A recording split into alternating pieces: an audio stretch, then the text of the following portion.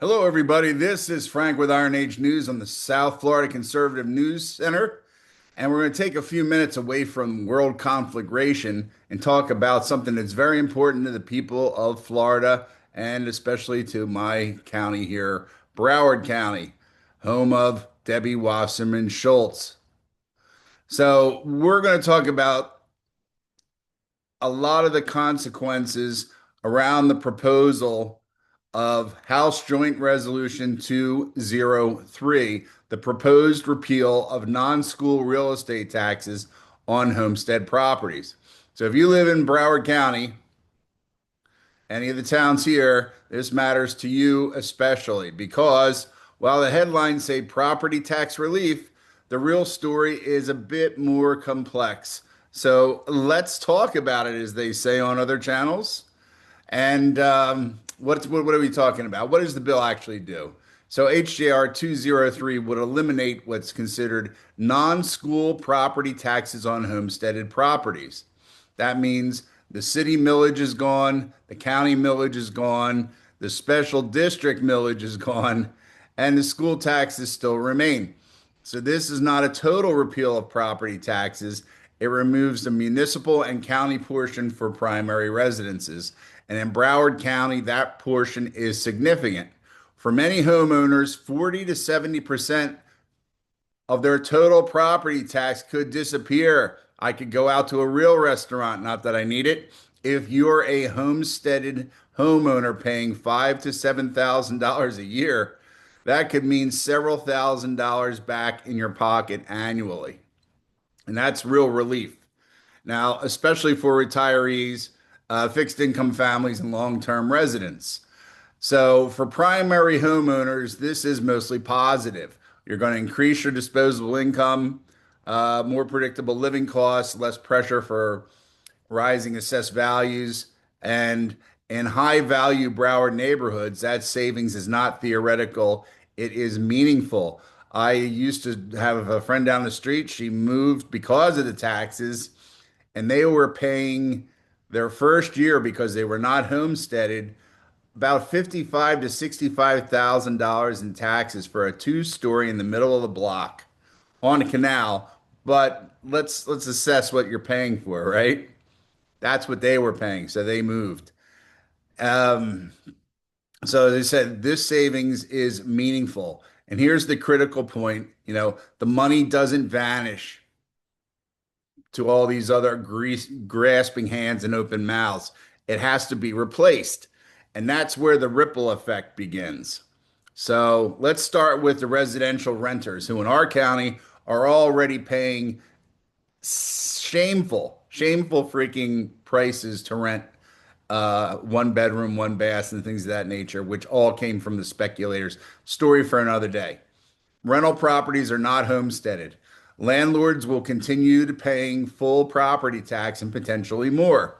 If municipalities lose millions in homestead revenue, they may increase millage on non-homestead properties, which would be, we'll go into it, raise fire or stormwater assessments, and if they have the possibility, expand utility taxes. Those costs are almost always passed on to tenants. So while homeowners see relief, renters could see upward pressure on rent. Now, let's talk about a commercial renter. I own a whatever shopping mall. Retail shops, offices, and small businesses lease from property owners who remain fully taxable.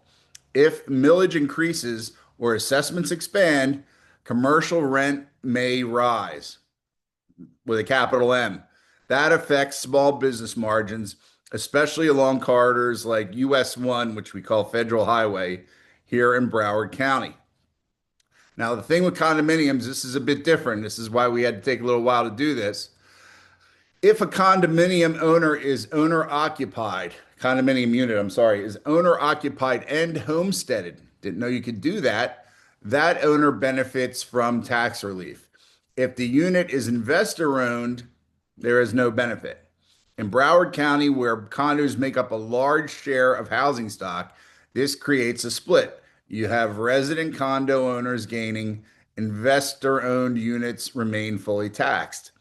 Associations could also face Indirect costs increase through assessments if municipalities backfill their revenue through service fees. And that's going to be something that you people are going to have to address at your condo associations. Do it now instead of trying to fight back from the bills at the county because you know you can't win. Commercial property owners may carry the largest burden. They will. They cannot homestead. If cities shift the tax load to commercial property to offset lost homestead revenues, they are going to face higher millage rates, increased assessments, competitive pressure against neighboring municipalities. If you're in a corridor market, like I said, with Federal Highway here, which is a main drag, US 1, which is all up and down the East Coast, cost differences matter. This could shift development patterns within Broward County, which I wish it would stop the overbuild, but don't think that's going to happen. Now we could get, well, I can't speculate on that because there's some lawyers probably going to sue us for even doing this. Now we can get to the most important issue on this. How do the municipalities respond? Some cities are fiscally disciplined, not my city. Strong reserves, conservative debt policies, controlled spending growth. Others are more aggressive. They have higher staffing levels, expanding capital programs, pension liabilities, infrastructure backlogs. If homestead revenue disappears, cities that rely heavily on that type of money could face multi-million dollar annual gaps, especially if you've already done something dumb financially, maybe in your bond issuances and things like that, and hedged that number against future revenue from your taxes, right? And that leads to choices. We're going to cut services, raise fees, increase non-homestead taxes, or encourage more taxable development. Here's where the math is going to change. If homesteaded homes generate zero municipal tax revenue and rental buildings generate full revenue, what becomes more attractive to a fiscally stressed city? This doesn't mean every municipality will approve high capacity rentals, but it does mean the financial incentives are going to shift. A 300 unit apartment project suddenly becomes a recurring revenue solution. A mixed use corridor development, which everybody says that, but what do they really mean, becomes budget stabilization. And this is especially relevant in Broward County, where cities vary widely in commercial diversification. If you want to see the building or whatever, the plaza that ate Broward County, it's in Pompano Beach, the new municipal complex and everything that they're going to build. It's billions of dollars. It is what it is. You'd have to really look at it to appreciate the staggering amount of wealth that's being wasted over there. But that's just me. Municipalities with larger commercial bases like Pompano Beach, Deerfield, and parts of Fort Lauderdale, they're going to absorb the shock a little bit better because they've already been disciplined enough to bring in some of the big boxes or something that really can work well for their community. It draws people in. They get sales tax and stuff like that. So primarily residential cities could feel the greater pressure. This amendment represents a structural redistribution of local fiscal responsibilities. Okay. Homesteaders are going to win directly. But then again, if you've been here 20, 25 years and you kept this area under control and paid those early rents, you deserve something. That's what everybody here got very upset when you have 20, 30, 40-year, 50-year, or born here people that have been pushed out by the land speculators due to no fault of their own. They were just in the way. Same we had down the road here with these what used to be historically black towns like Pearl City and stuff like that. Push them all out if you can because the property's worth money now. So this amendment, as I said, represents a structural redistribution of local fiscal responsibility. The renters and businesses may feel more indirect costs. Municipal governments, and this is where all of you and myself included have to keep your eye on your municipal government. Municipal governments must structure their revenue models and they must start to change them now, even if they're just working and having meetings on what they should do because this isn't completely through yet. But when it comes through, you're not going to want to try to battle back, right? And development policy could become more financially driven. None of this is inherently good or bad, but it is transformative. And if you have a town that just spends money like a drunken sailor on the fact that the value of the houses go up every year, so people will pay more taxes, then you're living in a fantasy world. Sounds like my town. If HJR 203 makes the ballot and goes through as it is going through, Broward voters should not view it as a simple tax cut question. It is a systems level change to how local government is funded. The real question isn't, will I save money? It's also, how will my city adapt? And are we prepared for the long term consequences? Because once the structure changes, municipal incentives change with it, and incentives change policy. And that's a conversation Broward County should be having right now. It's not.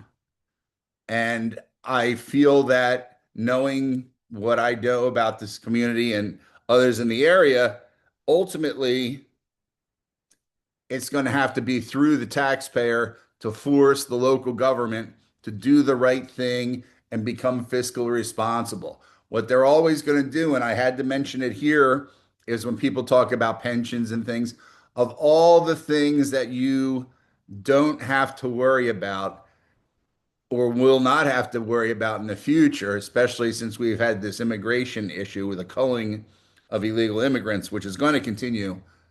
And you have to understand people are going to get paid. Municipalities would be better to hire people than have them on welfare because welfare is going to go away at some point. If possible, welfare will go away at some point, unless you're at a certain age. We did a paper on that. Go back on the South Florida Conservative.com and look up that issue. And you'll see where we're talking about. We're at a transformative time in the United States history, and we're at a transformative time in the state of Florida where a lot of good things are finally going to happen to the people who have had to suffer. My taxes, I don't mind telling you, because I have them over here someplace. I think my taxes are 12 or $14,000 a year, and I don't live in a big house, and I don't get anything for my money. I don't think I have super great police protection. The fire department, we don't have fires. I mean, I did have one emergency and they did okay on that. But ultimately, you have to look at what your town's spending money on. And that means more of you are going to have to get involved in your communities than you want to. I don't want to get involved in a lot of these people. We're kind of split up geographically here, and I don't want to go down into the 30s, you know? So that's just me. I don't want to transference. I don't want to do that. So, okay, that's where we have. Any questions, comments on this? Feel free to get in touch with us. This is what we are going. This is all open source information. There's nothing secret here.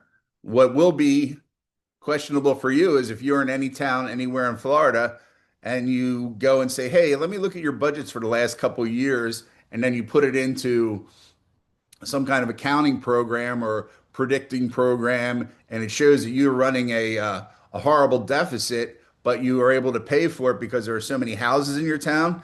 Take that house money out of the picture.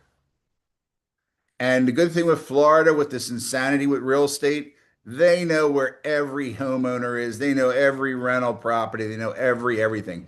You are able to find a lot of good information about your town that your town probably doesn't want you to know. But this is going to be the issue. Is your town spending money based on future money? Are they spending money on pickleball courts and ivory back scratchers and not putting any into a capital fund somewhere? Sovereign, like we would say, a sovereign wealth fund for Haiti. Are they doing that?